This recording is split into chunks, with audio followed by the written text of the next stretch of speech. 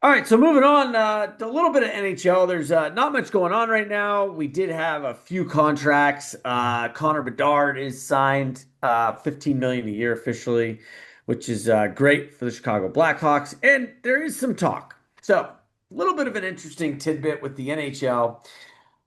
What is Macklin Celebrini going to sign? He came out publicly and said, I don't need to be the highest player in the league. I want to make sure that everybody on this team and we can keep this team together so that we can be, he straight out said we want to build a dynasty here. He's willing to take Less less money. money than he could get in order to make sure everybody is happy on that team. 19 years old, already thinking like that. The other player on the team, Will Smith, another kid that's going to garner 10, 15 million a season, said the same thing. We want to stay together. Everybody is so happy there already. They're not going to take these max deals. So it's like, what is he going to get? Doesn't matter. Everybody on that team is having so much fun and they're so happy.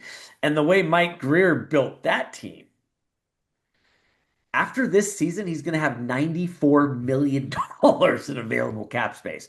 So it doesn't matter. He's going to be able to sign everybody. And when the next group, real quick, Steve, before you say something, the next group that's coming up, these bullshit contracts that he did with Darnell Nurse and Marchment and Truba, they'll be gone. Yeah, that's true. See, that just takes a lot of maturity of that age to realize that he can offer Yeah. that and make a good team and not get paid a lot. Versus, Dude, you have like the NFL and NBA where these players are just never always happen. after the money. Would never happen. Yeah.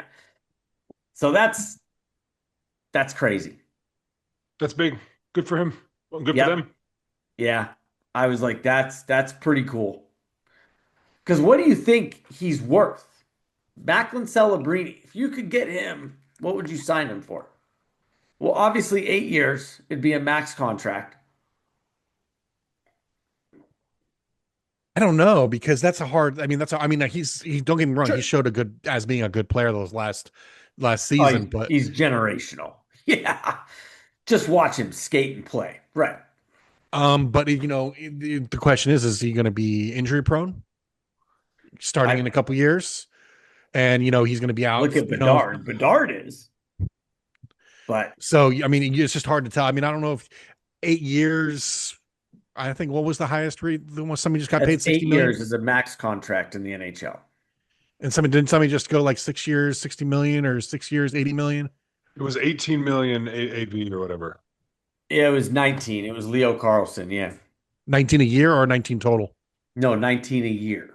19 a year. Yep. And the What Ducks is matched it That's right. So that's right. It came out to like 120. for Leo Carlson. Great, great young player, guys. Great young player, Leo Carlson. Philadelphia's who offered it to him, and then Anaheim came back and said, no, no, no, we're going to keep him. Because I think Carlson's going to be a 40, 50 goal a year guy. There's no question Sure. about it. But I have a question comment since you guys brought up this particular thing. I was Sure. looking at this earlier. Yeah. Do you think, again, I don't want to say that this is a conspiracy. This is just me No. thinking out loud. Did Philly just weaponize the cap against Anaheim No. by offering money that and then like, no, we want him. And so then they had to offer him. Now like they're kind of in a shitty spot because they had to pay him so much money. No. It's almost like bridge deals are dead. Gotta go big or go home. I mean, that's very well. That's a hell of a strategy. I mean, I wouldn't put it past people not to do that to Yeah, but kill I've the cap I've watched space. a lot of contracts this season, and that's the only one that's been like that. It's not like a trend, if that's what you're asking. No, but could it be a weaponized deal A that Philly strategy started? to A kill the strategy? cap space for the Ducks. Yeah, I mean, that's a possibility.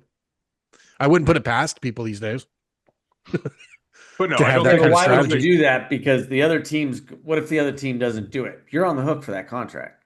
So that'd be dumb. Well, I mean, if you can, but does Philly have a cap space to do that move? I'm just saying, I think that they wanted the trade and offered that much money, knowing that if Anaheim matched it, since they were going to What had to be trade? matched, huh? It Or wasn't a the trade. It was a free agent offer. sorry, the free agent contract. Wrong term, but I don't know. I just an idea. I was No, I understand your seeing point. You're if it saying, was weaponized. maybe they had inside information knowing that the Ducks, no matter what it was, were going to match whatever the Flyers did, and as a strategy as to put it as high as possible, knowing that the Ducks were going to Like take them. either way, they win. Like they win because they get Exactly. Carlson, or they win because they just screwed the Ducks. Why would they?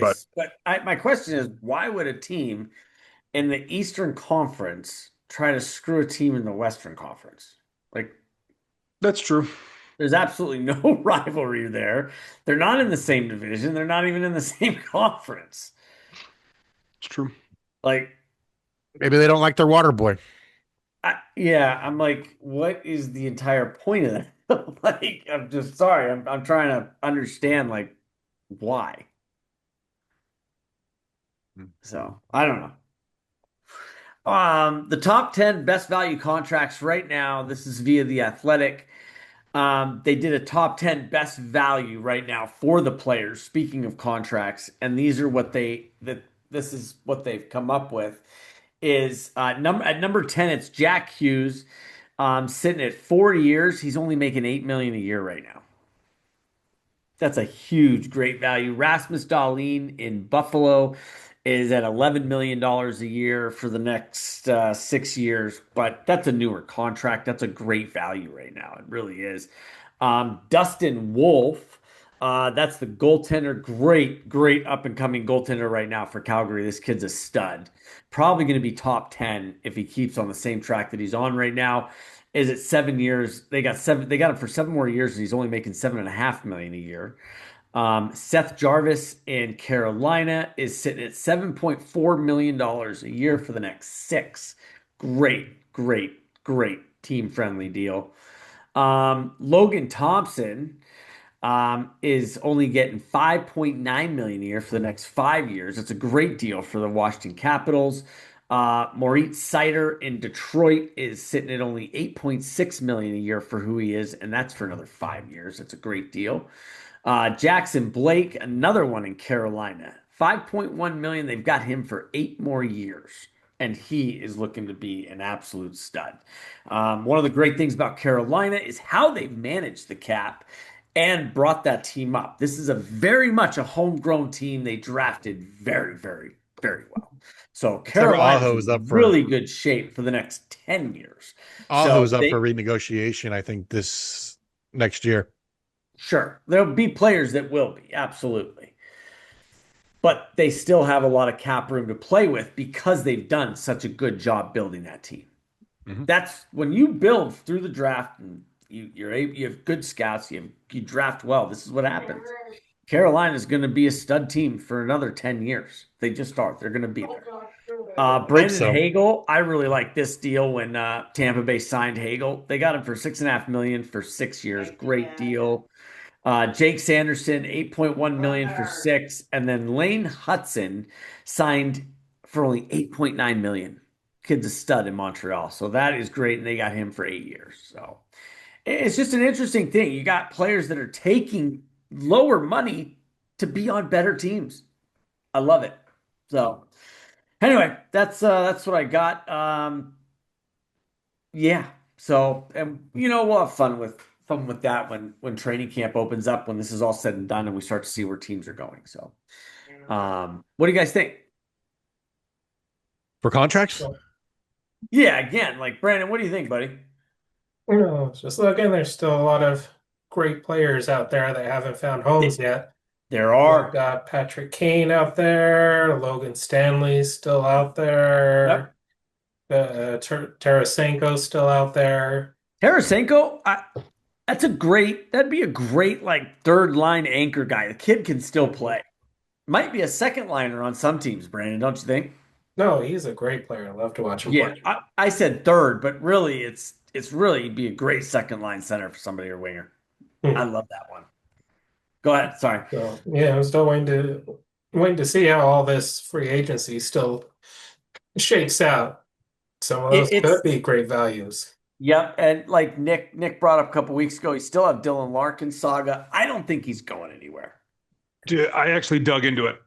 His no trade clause, his destinations are Florida, Dallas, Minnesota, and Vegas, all four of which are tightly capped out, leaving They can't. Yeah, like leaving no room for a trade. So right. he may be a wing again. Yeah, I think I don't think he's going anywhere. I really don't. Like a lot of it's just BS out in the media, and it's yeah. So anyway,